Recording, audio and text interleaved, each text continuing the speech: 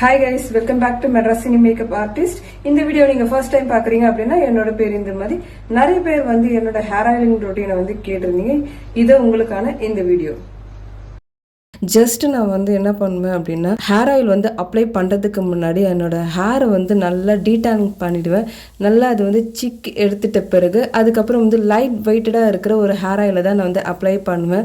நார்மலாக இந்த பிராண்ட் அப்படின்னு தான் இல்லை, லைட் வெயிட்டடாக இருக்கிற ஹேர் ஆயில் வந்து எனக்கு பிடிக்கும். இப்போ வந்து நான் பேராஷூட்டோட இந்த கோகோனட் ஆயில் தான் நான் வந்து என்னோடய ஹேருக்கு வந்து அப்ளை பண்ண போகிறேன்.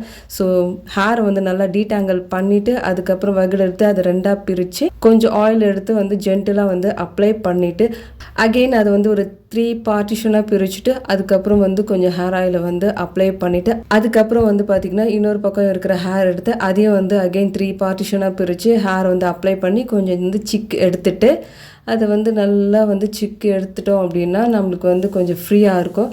அதுக்கப்புறம் வந்து கொஞ்சம் ஹெட் மசாஜ் நம்மளுக்கு தெரிஞ்ச ஒரு சில மசாஜ்லாம் கொடுக்கலாம். பட் எனக்கு வந்து லைட்டாக வந்து ஹெட் மசாஜ் வந்து பண்ணிவிட்டு அதுக்கப்புறம் வந்து கொண்டை போட்டுக்கிட்டேன்.